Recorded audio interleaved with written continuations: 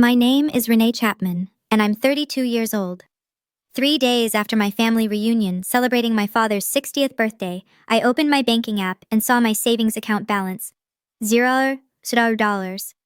The week before, it had been 140,312. 8 years of careful saving for my dream home, gone in an instant. My hands trembled as I called the bank. The customer service representative confirmed what I couldn't believe. The transfer had been authorized by Richard Chapman, the co-owner of the account, my father. When I confronted him, he laughed. "We needed it more than you, Renee. You have a stable job. You can earn it back." I felt something inside me snap. Not break, but unlock. My voice was steady when I replied, "Then you won't mind what's coming next." Before I tell you what happened when that doorbell rang, please take a moment to like and subscribe, but only if this story resonates with you. Where are you watching from? What time is it there? Let me know in the comments. But to understand why I made that choice, I need to start from the beginning. I grew up in Denver, Colorado, in what most people would call a comfortable middle-class family. My father, Richard Chapman, spent 32 years as a branch manager at a small regional bank before retiring 3 years ago. My mother, Linda, was a homemaker who believed her primary job was keeping the family together, no matter the cost. From the time I could understand words, I understood one thing above all else. Family comes first. It was stitched into every conversation, every holiday speech, every guilt-laden phone call. Family takes care of family. Those who have more share with those who have less. Blood is thicker than water. My younger brother Derek was 4 years behind me, and somewhere along the way, my parents decided he was the one worth investing in. "Boys need more support," my mother would say. "Derek has potential. He just needs the right opportunities." I learned early that my role was different. I was the responsible one, the reliable one, the one who got scholarships, worked part-time jobs starting at 16, and never asked for anything. When I was 17, my father added his name to my bank account. "Just in case something happens," he said, his banker's voice calm and reassuring. "This way I can help you manage things if there's ever an emergency." I never questioned it. I never removed him. Why would I? He was my father. He would never... That's what I told myself for 15 years. Looking back, I can see how carefully the foundation was laid. Every family first lecture, every time I was praised for being the easy child, every subtle message that my needs were secondary, it was all preparation. I just didn't know what I was being prepared for. Let me show you the receipts. I kept them all, an occupational hazard of being a data analyst. In 2016, when I was 24 and had just been promoted to my first senior position at DataSphere, a tech company in downtown Denver, my parents called. The roof was leaking. They couldn't afford repairs. Could I help? I transferred $15,000.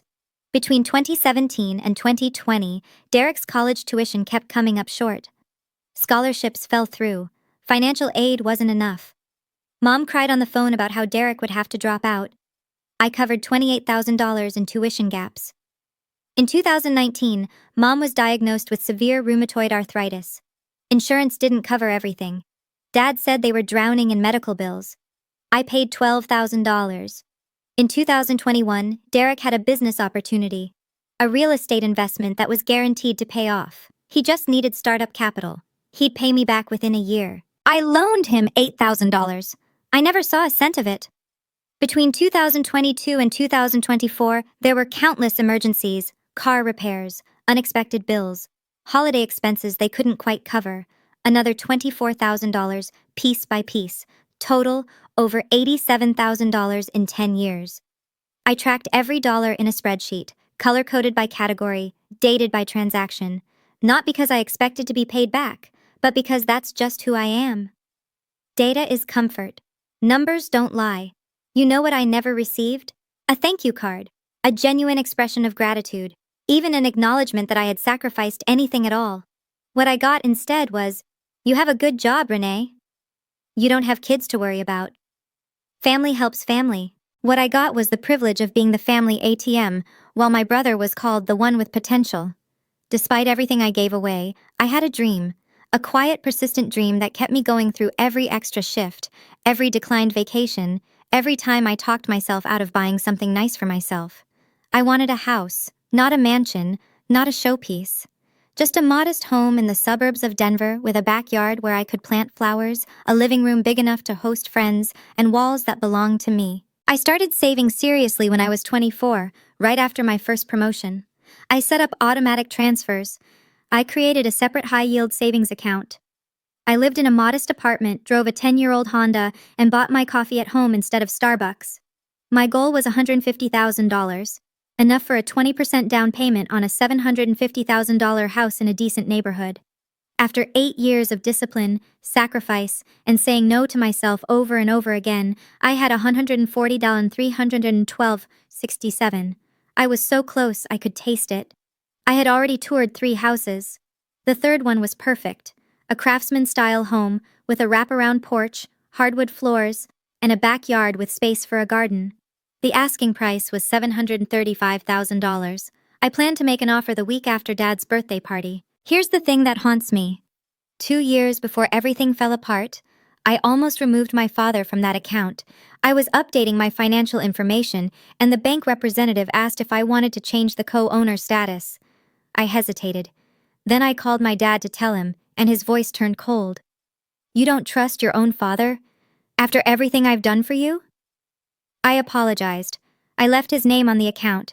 That decision cost me $140,312.67. My father's 60th birthday party was held on a Saturday in early June at my parents' house in Lakewood. 20 guests filled the living room and backyard.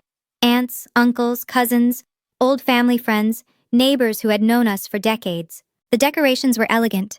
The food was catered, paid for, I later learned, with money Derek had borrowed from somewhere. Everyone was dressed nicely, smiling, performing the role of happy functional family for an audience. My father gave a speech about gratitude and legacy. My mother gazed at him adoringly. Derek stood beside them, introduced to everyone as our up-and-coming real estate investor. No one mentioned that his last 3 investments had failed. No one mentioned that I had funded 2 of them. I sat in the corner, nursing a glass of wine, watching the performance. Several relatives asked me the usual questions. When are you getting married? Still renting? No house yet? I smiled and deflected. What I noticed, what I couldn't stop noticing, was the way my father and Derek kept huddling together throughout the party. They'd whisper, glance at me, then look away when I caught their eyes. Something was happening, something I wasn't supposed to see. Near the end of the party, my Aunt Helen pulled me aside. She was my father's older sister, 65 years old, the only member of my extended family who had ever acknowledged that I gave too much. She squeezed my hand.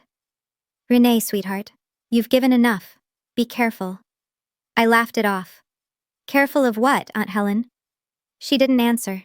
She just looked at me with something I couldn't name, pity, maybe, or forewarning. 3 days later, I understood.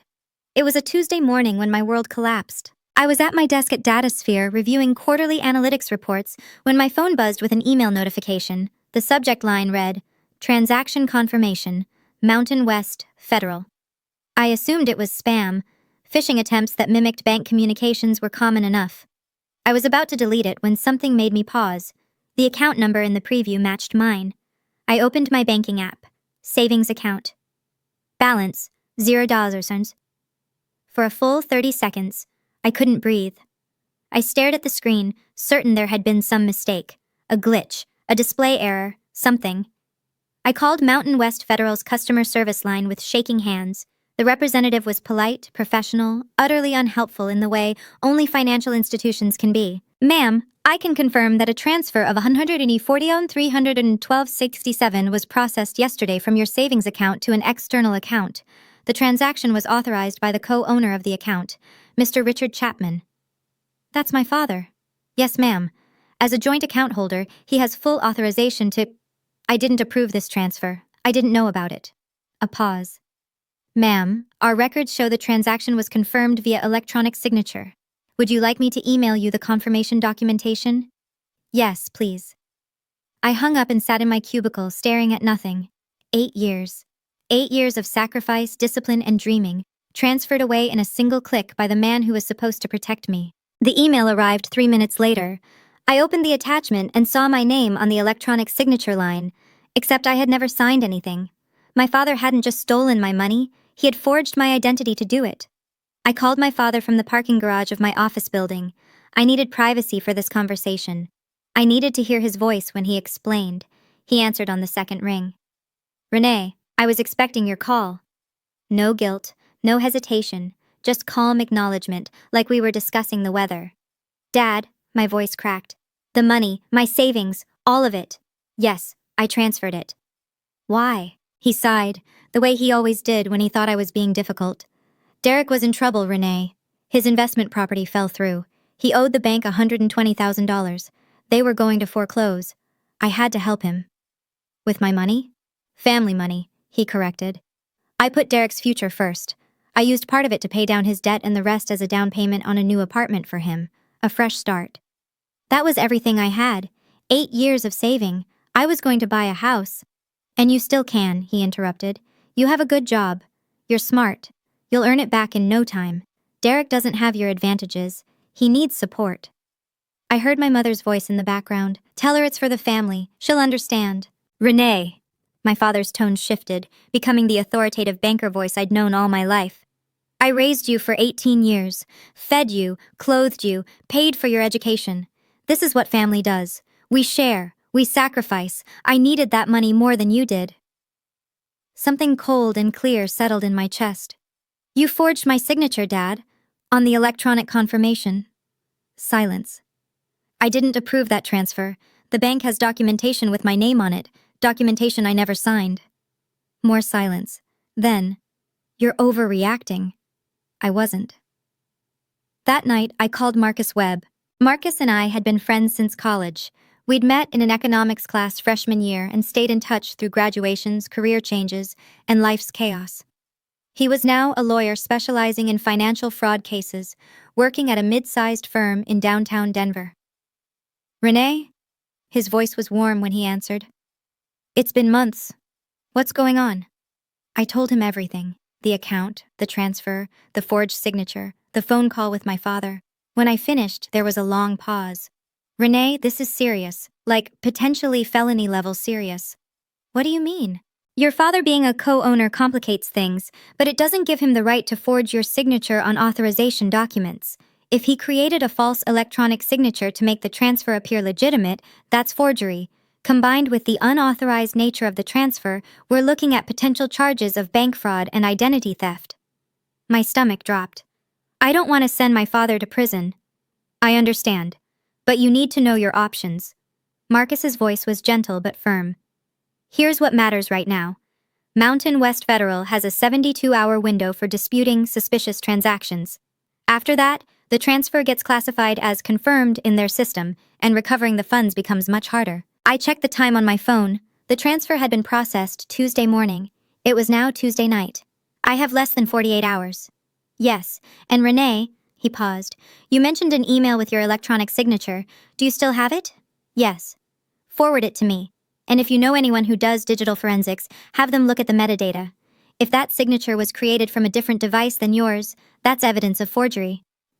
I knew someone. Carla Diaz was a senior digital forensics specialist at DataSphere. We'd worked together on data integrity projects for 2 years, and I trusted her expertise completely.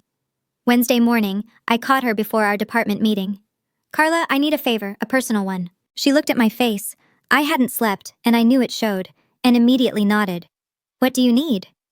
I forwarded her the bank's confirmation email with the electronic signature. Can you analyze the metadata? Tell me where this signature originated?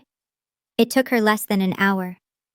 Renee, Carla's voice was careful when she called me into her office. This signature wasn't generated from any of your devices. The metadata shows it was created on a machine with a completely different IP address, residential, Denver area, but definitely not your home or phone. Can you tell whose machine? She pulled up her analysis on the screen. The IP traces back to a residential address in Lakewood. My parents' house. There's more, Carla continued. The timestamp on the signature is 3:47 a.m. Monday morning. Were you awake at 3:47 a.m. on Monday? No. Then someone accessed your banking portal and created this signature while you were asleep. Renee. She turned to face me directly. This is identity theft. Textbook identity theft. Whoever did this forged your digital identity to authorize a transaction you never approved. I sat in her office, holding the printed forensic report, feeling the weight of it in my hands. This wasn't just betrayal anymore. This was criminal. I'm going to need this documented officially, I said. Can you write up a formal report? Carla nodded. I'll have it to you by end of day. And Renee? I'm sorry. I'm so sorry this is happening to you. I had 40 hours left. That Wednesday night, I sat alone in my apartment, surrounded by evidence of my own exploitation. On my laptop screen, the spreadsheet documenting $87,000 I'd given my family over 10 years. On my coffee table, Carla's forensic report proving the signature forgery. On my phone, 17 missed calls from my mother. I called her back. Renee, thank God. Mom's voice was breathless, pleading. Your father told me you're upset. Sweetheart, you need to understand. Mom, I need Dad to return the money within 24 hours. Silence. All of it. 140, 312, 567s. Back in my account by tomorrow night. If not, I'm filing a police report for identity theft and bank fraud. Renee! My mother's voice cracked into a sob. You can't do that to your own father. We raised you. We sacrificed everything for you. How can you be so ungrateful? He forged my signature, Mom. He stole my identity. This isn't a family disagreement. This is a crime. It's not stealing if it's family. That money, you were going to waste it on a house when your brother needed it more. Your father made a judgment call. He made a choice. Now I'm making mine. Renee, please. She was crying now, the manipulative tears I'd fallen for 100 times before. Think about what you're doing. You'll destroy this family. Your father could go to jail. Is that what you want? To ruin us? I thought about Aunt Helen's warning. I thought about 8 years of sacrifice. I thought about every time I'd been told my needs didn't matter. I'm not destroying anything, Mom. I'm protecting myself. For the first time in my life, I'm choosing me. I hung up. 24 hours passed. No money was returned. I opened my laptop and began typing a police report. Thursday morning, 9:15 a.m. The Denver Police Department's Financial Crimes Unit. I sat across from Detective Sarah Mitchell, a woman in her 40s with sharp eyes and a no-nonsense demeanor. On the desk between us, Carla's forensic report, my bank statements, the spreadsheet of 10 years of family support, and a printout of the fraudulent confirmation email. Detective Mitchell reviewed each document carefully, asking occasional questions. When she finished, she looked up at me. Ms. Chapman, based on what you've presented, this appears to meet the criteria for identity theft under Colorado Revised Statute 18-5902, and potentially bank fraud under Federal Statute 18 U.S.C. Circa 1344. The forged electronic signature is particularly damning. What happens now? We open an investigation. I'll coordinate with Mountain West Federal's Fraud Department. They'll want to see this forensic analysis. If their internal investigation confirms what you've shown me, we'll have grounds to pursue charges. She handed me a form. This is your official identity theft report. The case number is 2024 DEN 78432. You'll need this for the bank's dispute process. I signed where indicated, my hand steady. Ms. Chapman. Detective Mitchell's voice softened slightly. I see a lot of financial crimes. Family cases are always the hardest. Are you prepared for what this might mean? My father made his choice. Now he'll face the consequences. She nodded. We'll be in touch. I was almost out the door when she called after me. One more thing. When we ran your name through the system, something flagged. There's a personal loan for $25,000 opened 6 months ago in your name. Were you aware of that? I froze. No, I never applied for any loan. Detective Mitchell made a note. Then we may be looking at multiple counts of identity theft. The family assault began within hours of filing the report. My phone exploded with messages, voicemails from my mother, each more hysterical than the last. How could you do this to us? Texts from Derek. You're dead to me. I hope you know that. Calls from relatives I hadn't spoken to in years, suddenly very interested in telling me what a terrible daughter I was. Friday morning my father called. His voice was ice. I've heard what you did, Renee, going to the police, about your own father. You stole my money and forged my identity. What did you expect? I expected you to be loyal. I expected you to remember who raised you, who fed you, who gave you everything. You gave me guilt and expectations, Dad. I earned everything else myself. You think the police will believe you over me? I was a bank manager for 32 years. I have connections, friends, reputation. You're just... I'm just the daughter with forensic proof that you committed identity theft from your own IP address at 3:47 a.m. Silence. I'm giving you one last chance, he finally said. Drop this. Tell the police you made a mistake. We can still fix this as a family. The only thing that needed fixing was my boundaries. Consider them fixed. I hung up. An hour later, my cousin Rachel texted me. Heard about what you did to Uncle Richard. That's cold, Renee. He's family. Then Aunt Patricia. Your mother is devastated. I hope you're happy. Then Uncle Thomas from California. What's this I hear about police? Call me. Only one message stood out, from Aunt Helen. I support you. Stay strong. I saved that one. On Saturday, exactly 1 week after my father's birthday party, I saw the Facebook post. Derek had created an event page. The header image showed a gleaming apartment with floor-to-ceiling windows and a view of downtown Denver. The caption read, Housewarming Party. Come celebrate my new place in Highlands. Saturday, June 15th, 6 p.m. Can't wait to show you all what hard work and smart investing can achieve. Hard work. Smart investing. My stomach churned as I scrolled through the guest list. 45 people had RSVP'd. Derek's co-workers, college friends, family members, neighbors. My parents were listed as co-hosts. The apartment address was visible, a trendy complex in the Highlands neighborhood, one of Denver's most desirable areas. I looked up the listing. 2 bedrooms, modern finishes, open floor plan, estimated value, $400,000. The down payment alone would have been at least $80,000. I did the math. My father had transferred $140,312.67 from my account. He said he used part of it to pay down Derek's debt and the rest as a down payment on this apartment. My brother was hosting a party to celebrate his new home. A home purchased with my stolen money, while I sat in my rented apartment wondering if I'd ever achieve my own dream. The irony was suffocating. I noticed I hadn't been invited. Of course I hadn't, but someone else had noticed. Aunt Helen commented on the post. Lovely apartment, Derek. Where did you find the money for such a nice down payment? Derek's reply was carefully vague. Family helped out. You know how it is. Yes, I knew exactly how it was. The party was in 8 days. I made a phone call. 5 days after I filed the police report, I received a call from Mountain West Federal's Fraud Investigation Department. Ms. Chapman, this is Daniel Torres from our fraud resolution team. I'm calling regarding case number FRD 2024-067891. I sat up straight at my desk, heart pounding. Yes? We've completed our preliminary investigation into the disputed transaction on your account. I want to inform you of our findings. Go ahead. Our internal analysis, combined with the forensic report provided by the Denver Police Department, confirms that the electronic signature authorizing the June 4th transfer was not generated from any device registered to your banking profile. The IP address and device fingerprint match a residential location in Lakewood, Colorado, which our records show is the address of the secondary account holder, Richard Chapman. I exhaled. So you're confirming it was fraudulent? We're confirming that the transaction authorization was created without your knowledge or consent using forged credentials. Under our terms of service and federal banking regulations, this constitutes an unauthorized transaction. What happens now? What? We've frozen the relevant accounts pending criminal investigation. We've also forwarded our findings to the Denver Police Department. Ms. Chapman, his tone shifted, becoming more personal. I've been in fraud investigation for 12 years.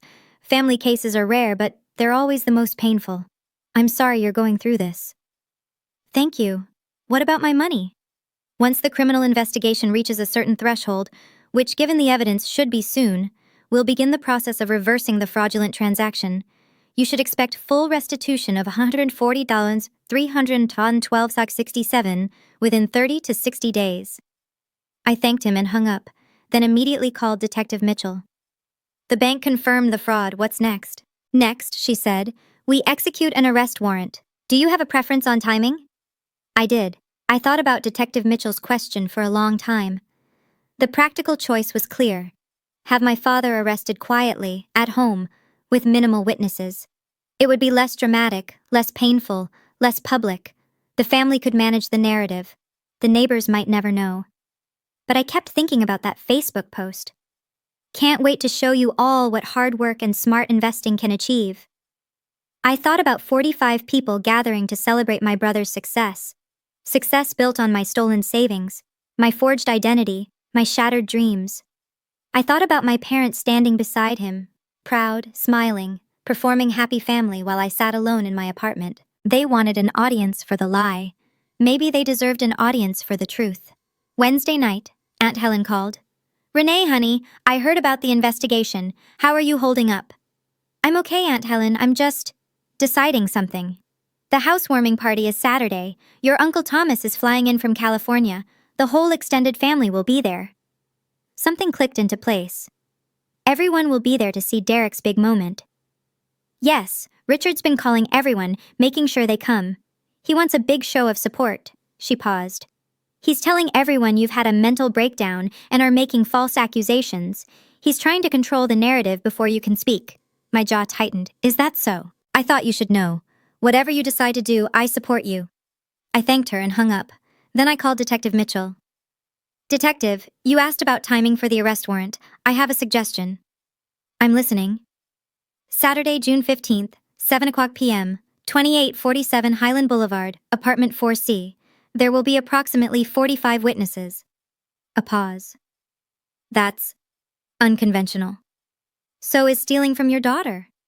"Fair point. I'll make it happen." "Okay, I need to pause here for a second. If you were in my position, what would you do?" Option A.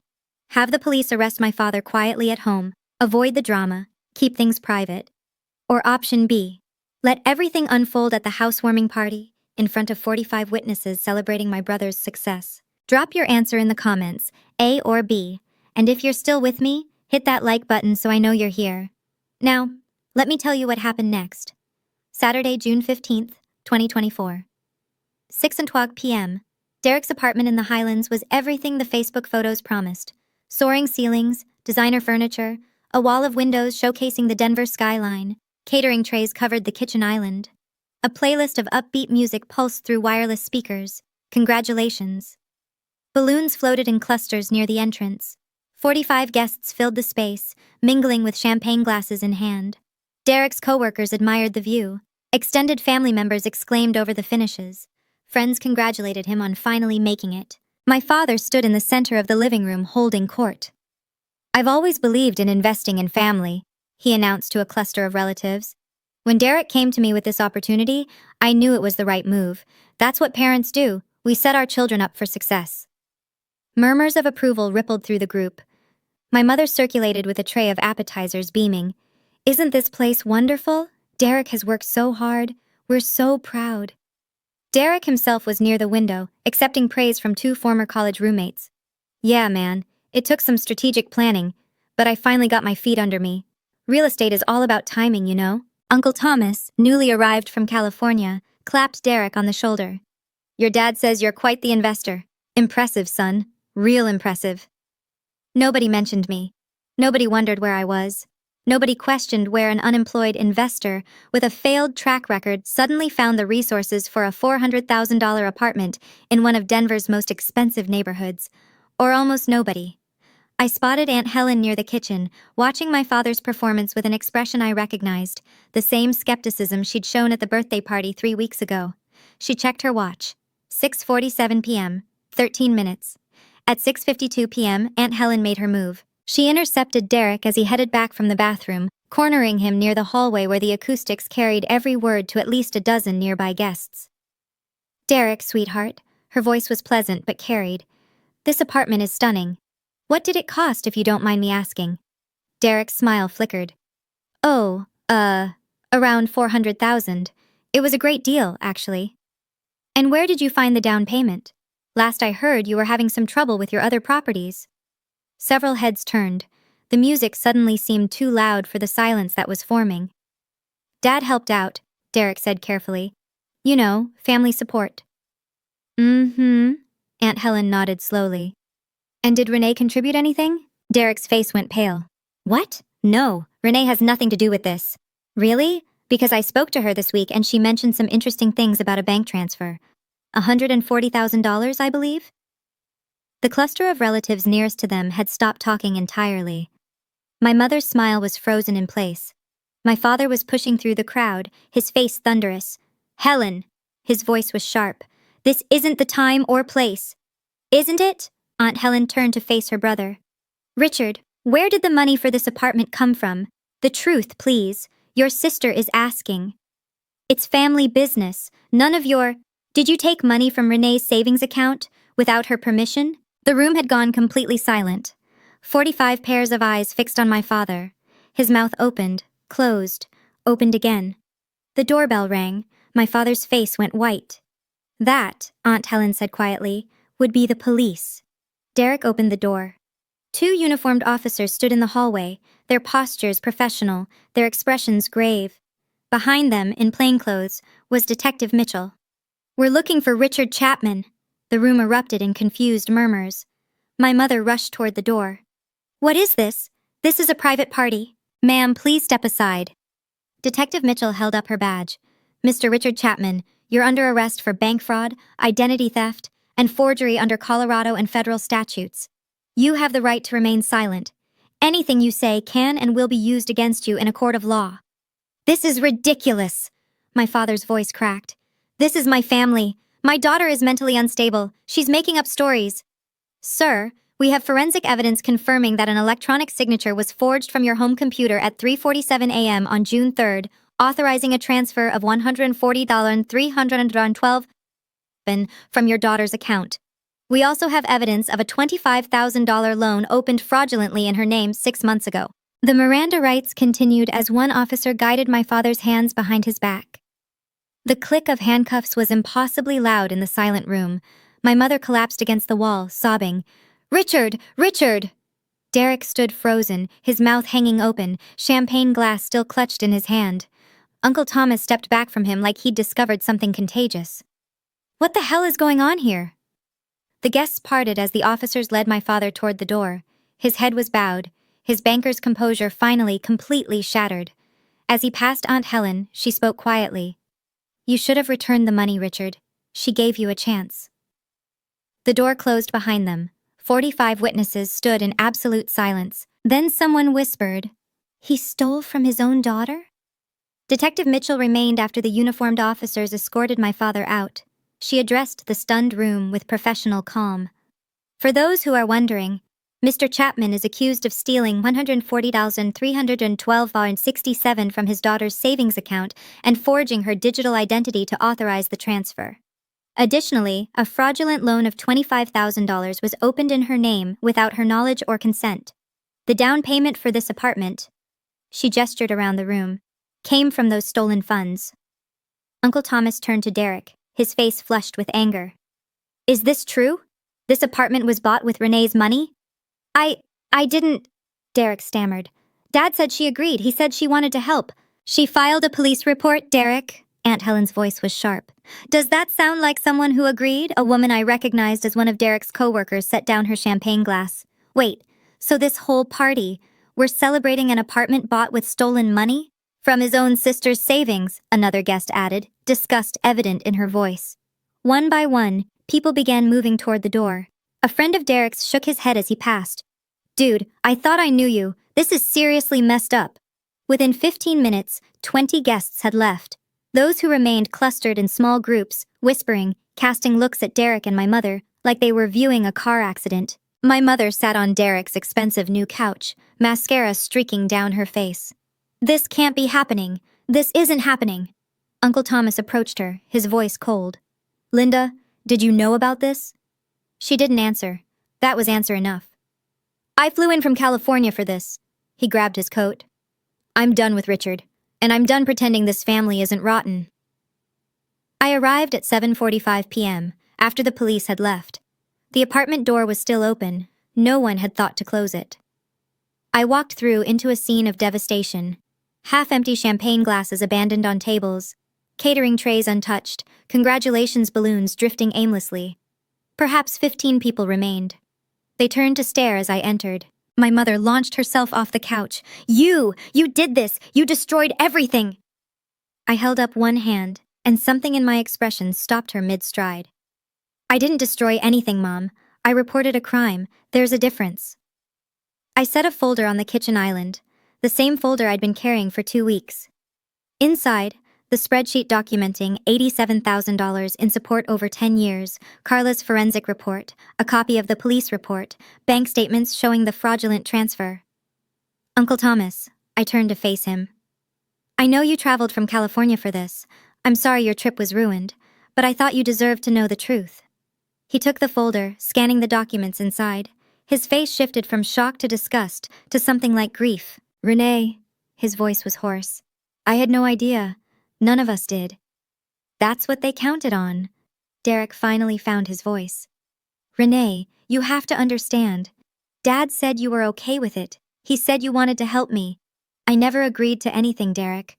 I was asleep when Dad forged my signature at 3:47 in the morning. I found out about the transfer 3 days later, when my account showed $0. I met his eyes. You knew where that money came from. You knew, and you threw a party anyway. He had nothing to say to that. None of them did. The remaining guests dispersed over the next hour. Derek's coworker, Marcus, a different Marcus than my lawyer friend, paused at the door. Derek, I've known you for 3 years. I vouched for you at work. I told people you were a good guy. He shook his head. Don't call me anymore. 2 of Derek's college friends left without saying goodbye. One muttered, unbelievable, as he passed. A neighbor from my parents' street, Mrs. Patterson, approached my mother on her way out. Linda, I've known your family for 20 years. I never would have believed. She trailed off, unable to finish, and hurried away. By 9:00 p.m., only family remained. My mother, Derek, Aunt Helen, Uncle Thomas, and me. The apartment that had gleamed with promise 2 hours ago now felt cold and hollow.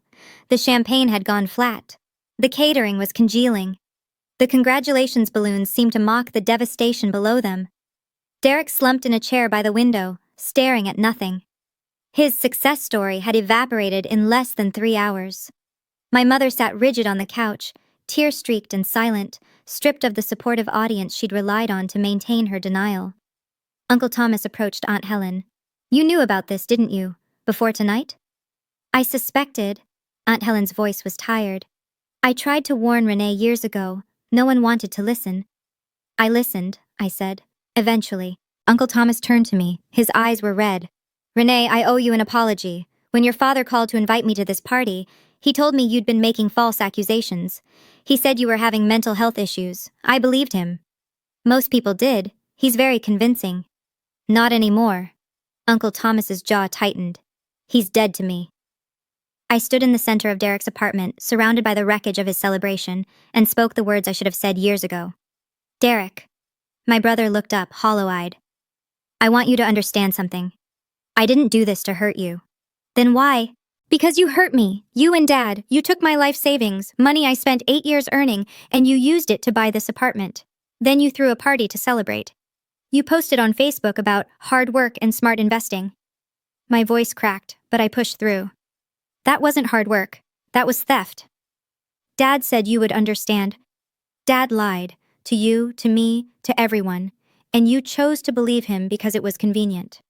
I turned to my mother, who hadn't moved from the couch. Mom, I'm not going to apologize for what happened tonight. Dad broke the law. He forged my identity. He stole my future. Those are facts, not accusations. He's your father. He's a criminal who happens to be my father. Those 2 things can both be true. I picked up my folder from the counter. I'm leaving now.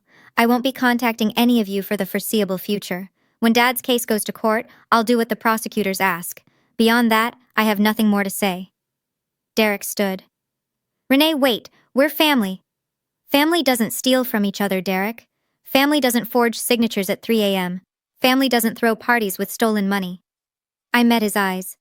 When you're ready to acknowledge what you did, really acknowledge it, not just make excuses, you can reach out. Until then, this is goodbye. I walked out without looking back. Aunt Helen followed me. Hey, quick pause here. If you've ever had to set a boundary with family, you know how hard that walk to the door feels. Like your legs are made of lead. Like every step is a betrayal of everything you were taught. If this resonates with you, drop a comment telling me about it. I read every single one. And if you want to hear what happened next, with the legal case, with my family, with my dream house, keep watching. We're almost at the end. 3 weeks after the housewarming party, My father's case went before the district attorney. Marcus kept me informed throughout the process. They're charging him with 3 counts: bank fraud under 18 U.S.C. Sephora 1344, identity theft under 18 U.S.C. Sartor 1N28, and forgery under Colorado state law. The federal charges alone could mean up to 30 years. My stomach dropped. 30 years? That's the maximum. Given his age, clean record, and the family context, the DA is offering a plea deal: 18 months probation, 200 hours of community service, and full restitution of the stolen funds. And the $25,000 loan? Separate investigation, but the bank has already flagged it as fraudulent. It'll be removed from your credit report within 60 days. In late July, my father accepted the plea deal. I wasn't present for the hearing. I'd been advised that my attendance might complicate matters. But Marcus sent me a text afterward. It's done. He pled guilty. Restitution order signed. 1 week later, 100T40 312.67 appeared in my new bank account. The account was in my name only. No co-owners, no exceptions. The money felt different now. Heavier. I'd earned it twice. Once through years of work, and again through the hardest fight of my life. But the numbers were real. The balance was restored. The fraud had been documented, prosecuted, and resolved through proper legal channels. I called Mountain West Federal to close my old account permanently. "Are you sure, Ms. Chapman?" the representative asked. "This account has been open since you were 17. "I'm sure. That account was never really mine." "I understand. Is there anything else we can help you with today?" I thought about it. "Yes, I'd like information about your mortgage pre-approval process." The social consequences fell like dominoes. Derek was forced to sell the Highlands apartment within 2 months. The market had softened, buyers were scarce, and the circumstances of his investment success had become local gossip. He sold at a loss of $35,000, money he didn't have, debt he couldn't escape. His real estate career, such as it was, collapsed entirely. Word spread among Denver's small investor community. "That's the guy who used his sister's stolen savings." Doors closed. Phone calls went unreturned. My mother retreated into isolation. Her church friends, her book club, her neighborhood coffee group, all of them had seen the news, heard the whispers, put together the pieces. She stopped attending Sunday services, stopped hosting, stopped answering the door. Uncle Thomas kept his word. He cut off all contact with my father, unfriending him on every platform, declining every call. When my mother tried to reach out, he sent a single text. "You knew, Linda. You knew and you did nothing. I have nothing to say to you." The extended family fractured along predictable lines. 12 relatives, aunts, uncles, cousins, formally distanced themselves from my parents. A few sent me private messages of support, others simply went silent. Aunt Helen told me about a confrontation at a family funeral 2 months later. "Your father tried to attend. Your Uncle Thomas blocked him at the door, told him he wasn't welcome." It was the first time I've ever seen Richard cry. I felt nothing when she told me this. No satisfaction, no vindication. Just a hollow acknowledgement that actions have consequences, and some consequences can't be walked back. "Does it feel like enough?" Aunt Helen asked. "It feels like reality," I said. That's all I ever wanted. In the weeks after the arrest, something unexpected happened. I started receiving messages from strangers. Carla had shared my story, anonymized, of course, in an online support group for identity theft victims. The response was overwhelming. This happened to me too. My mother opened 6 credit cards in my name. Reading your story gave me the courage to report it. I've been paying off my brother's loans for 12 years. I thought I was the only one stupid enough to fall for it. Thank you for showing me I'm not alone. My dad told me family doesn't keep score when he asked me to co-sign his mortgage. Now I'm in $80,000 of debt and he won't return my calls. How did you find the strength to fight back? I responded to every message. Some people needed resources, lawyer referrals, fraud reporting procedures, credit repair steps. Others just needed to know that someone understood. At DataSphere, word had spread among my colleagues. People I'd barely spoken to stopped by my desk with words of encouragement. My manager, Janet, called me into her office one afternoon. "Renee, I heard about what happened with your family. I want you to know, what you did took incredible courage. Most people would have just let it go, kept the peace. You didn't." "I couldn't," I said. "Not this time." Well, I admire you for it. And if you ever need time off, for court appearances, for therapy, for anything, it's yours. No questions asked. Aunt Helen became my weekly dinner companion. Every Sunday, she'd come over with a bottle of wine and a listening ear. You know, she told me once, your grandmother did something similar to me 40 years ago. I never had the courage to fight back. I'm proud of you for having what I didn't. In September, 2 months after my father's sentencing, a handwritten letter arrived at my apartment. The return address was my parents' house. The handwriting was my mother's. I opened it at my kitchen table, already bracing for what I'd find. Dear Renee, your father and I have had time to think about everything that happened. I want you to know that I'm sorry if you felt hurt by our actions. Families should support each other. And I understand now that things didn't go the way you expected. Your father only wanted to help Derek. He's always been a good provider, and his instincts have always been to put family first. Sometimes that means making hard choices that not everyone understands. I'm asking you, as your mother, to consider forgiveness. Holding on to anger only hurts you. The Bible says we must forgive 70 times 7, and I believe that applies to family most of all. Please come home. We can work through this together. We're still your parents and we still love you. Mom. I read the letter 3 times. I noticed what was missing. Any acknowledgement that what they did was wrong, any acceptance of responsibility, any recognition that helping Derek had meant stealing my life savings and forging my identity. I'm sorry if you felt hurt, isn't an apology, it's a deflection. I wrote back the next day. Mom, thank you for reaching out. However, I can't return to a relationship where my boundaries are not respected and my harm is not acknowledged. Dad didn't just make hard choices, he committed crimes he pled guilty to in a court of law. When you're ready to acknowledge that clearly, without deflection, I'm willing to talk. Until then, please respect my need for space. Renee. I didn't hear back. In October, Derek reached out. His email was shorter than my mother's letter, and at first glance, seemed more genuine. Renee, I know I screwed up. I want to make things right. Can we meet for coffee? Please. Just hear me out. Against my better judgment, I agreed. I chose a busy coffee shop downtown, public, neutral, with plenty of witnesses in case things went sideways. Derek looked diminished when he arrived. The confident real estate investor persona was gone, replaced by something smaller, grayer. He'd lost weight. His clothes looked slept in. Thanks for coming. He sat across from me, hands wrapped around a cup he wasn't drinking. I know I don't deserve it. You're right, you don't. I want to apologize, really apologize. What Dad did, what we did, was wrong. I should have questioned where that money came from. I should have... You did question it, Derek. And then you decided the answer didn't matter because you were getting what you wanted. He flinched. That's fair. I didn't come here for fairness. I came to see what you actually wanted. A long pause, then quietly.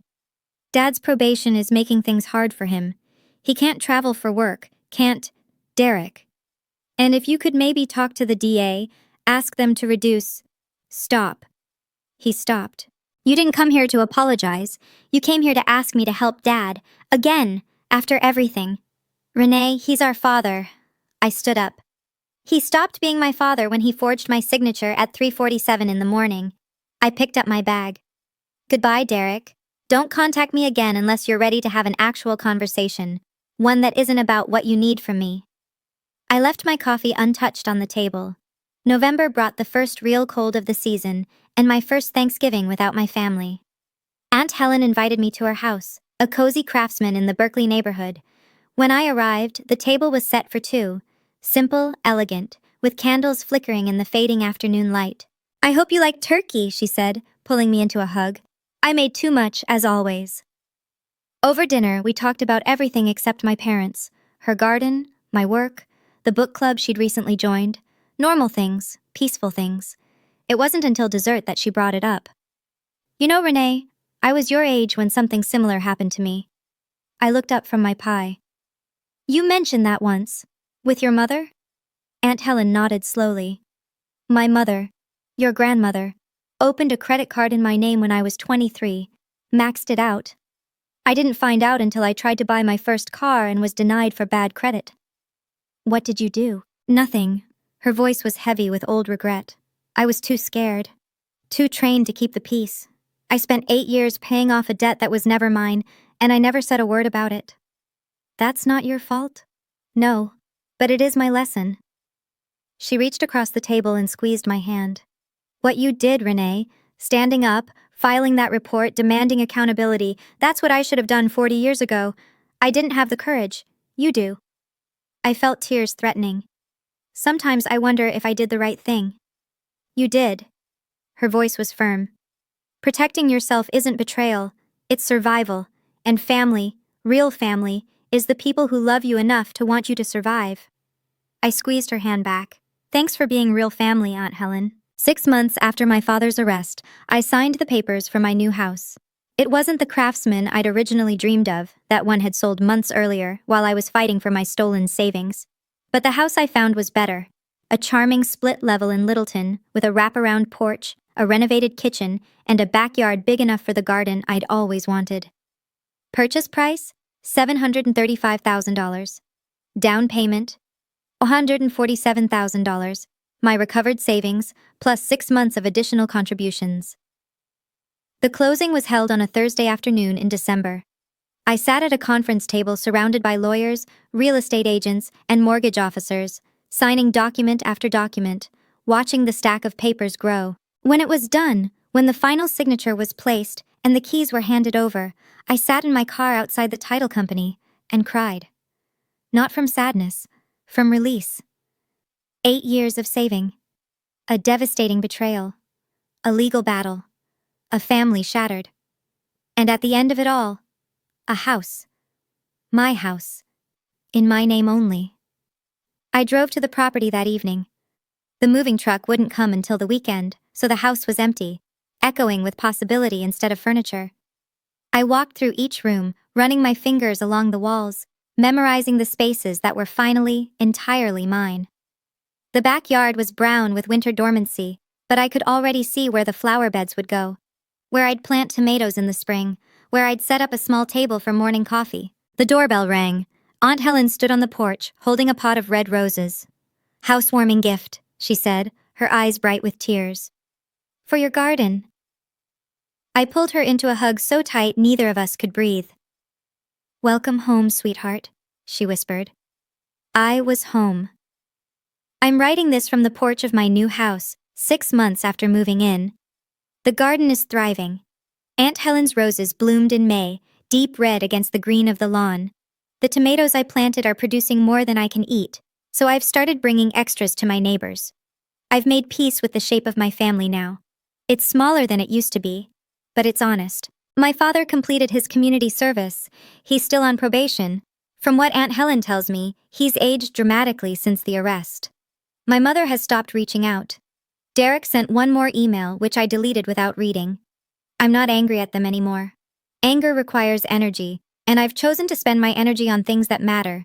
My work, my home, my relationships with people who value me. But I'm also not waiting for them to change. I used to believe that loving family meant sacrificing everything. My savings, my dreams, my boundaries. I thought saying no was the same as saying, I don't love you. I was wrong. Real love doesn't require self-destruction. Real family doesn't exploit your loyalty. And setting boundaries isn't betrayal. It's the foundation of every healthy relationship. I don't know if my parents will ever understand that. I don't know if Derek will ever grow into the kind of person who can take responsibility for his choices. But I know this. I'm not responsible for their understanding.